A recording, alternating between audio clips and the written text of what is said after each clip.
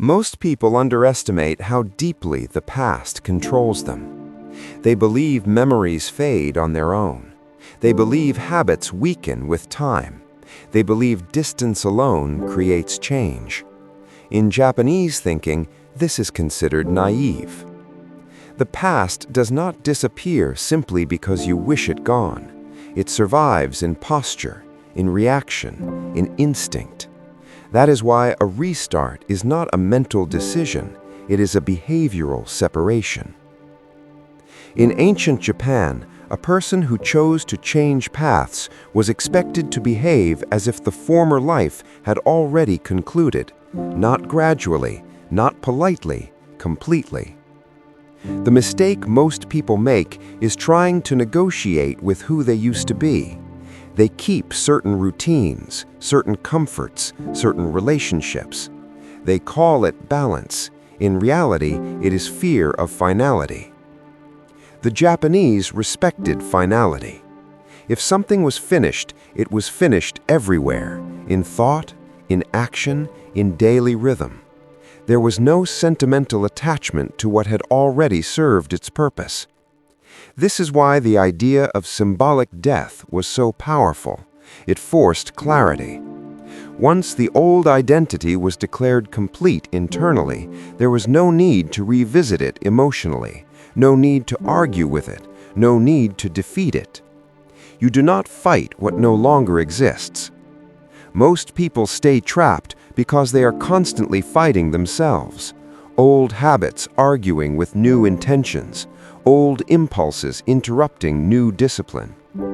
The Japanese solution was simple. Do not allow two identities to coexist. One must end for the other to function. That ending does not require drama.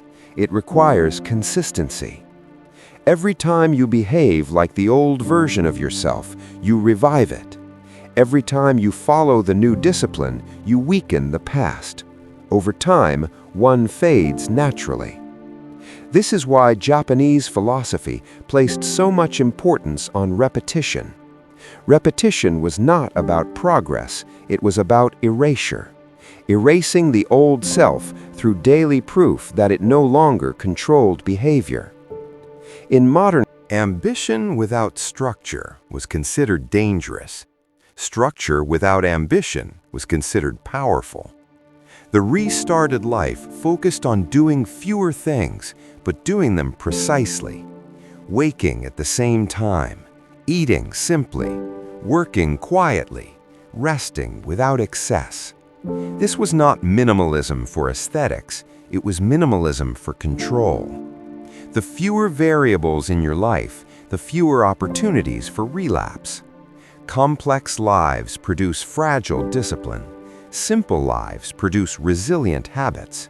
This is why Japanese philosophy emphasized order in small things, clean spaces, organized tools, predictable routines.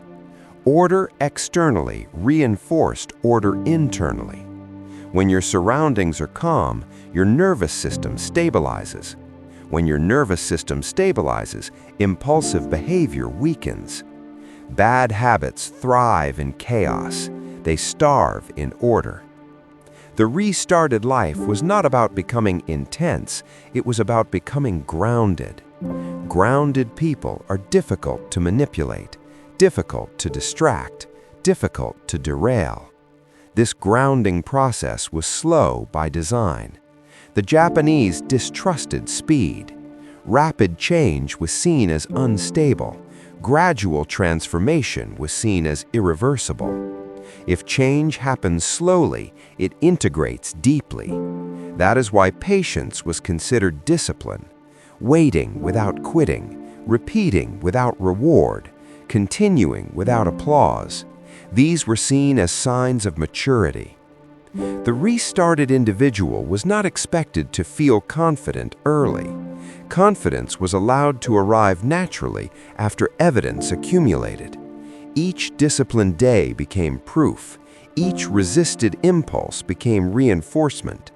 Over time, behavior shaped belief, not the other way around. Modern thinking reverses this.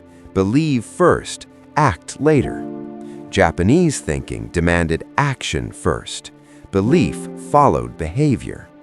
This is why the restarted life felt different after months, not days.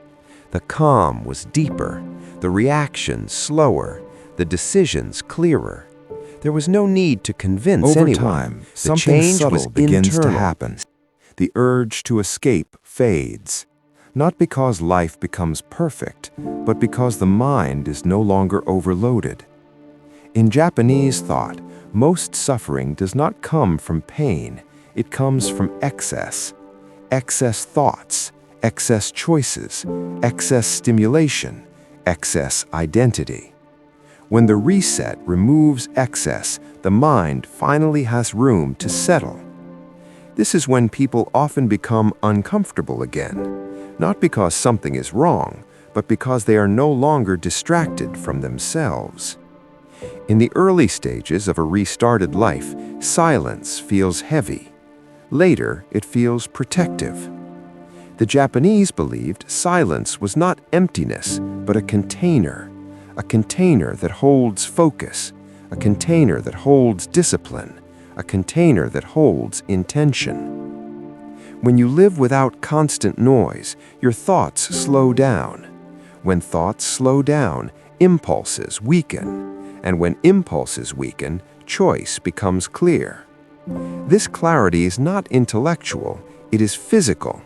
You feel it in how you move, in how you speak, in how you pause before reacting. Japanese philosophy placed enormous importance on pauses. The pause before speaking, the pause before acting, the pause before deciding. Power was believed to live in the pause. Most people react immediately. They speak immediately. They consume immediately.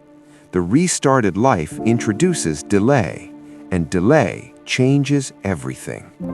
When you pause, you create distance between stimulus and response. In that distance, freedom appears. This is why discipline in Japan was never rushed. Speed was associated with panic, slowness with control. A calm pace meant the mind was no longer being dragged by desire or fear.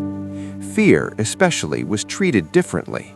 In modern life, fear is avoided, distracted from, or medicated. In Japanese philosophy, fear was observed, not fought, not fed, observed. When you restart your life properly, fear does not disappear, it loses authority.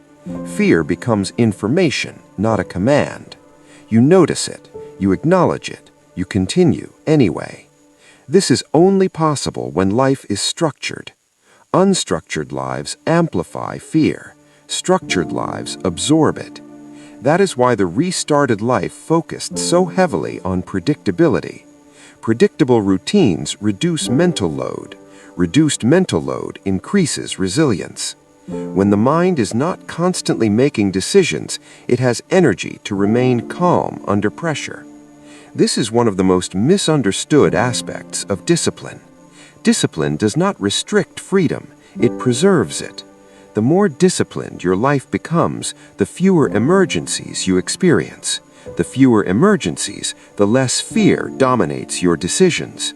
Over months, this creates a profound shift. You stop reacting to life, you start moving through it. Problems no longer feel personal, setbacks no longer feel catastrophic. They become events, not identities. In Japanese philosophy, identity was never meant to be rigid. You were defined by conduct, not by story.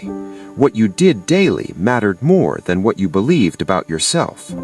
This is why the restarted life does not include constant self-analysis. Too much introspection was considered destabilizing. Action was the anchor.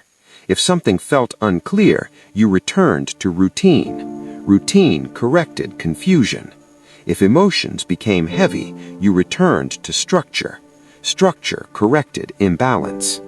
The Japanese believed that most emotional chaos was not psychological, it was logistical. Sleep irregularities, disordered environments, inconsistent effort. Fix the logistics and the mind follows. This belief is uncomfortable for modern people because it removes excuses. You cannot think your way into a new life. You must live your way into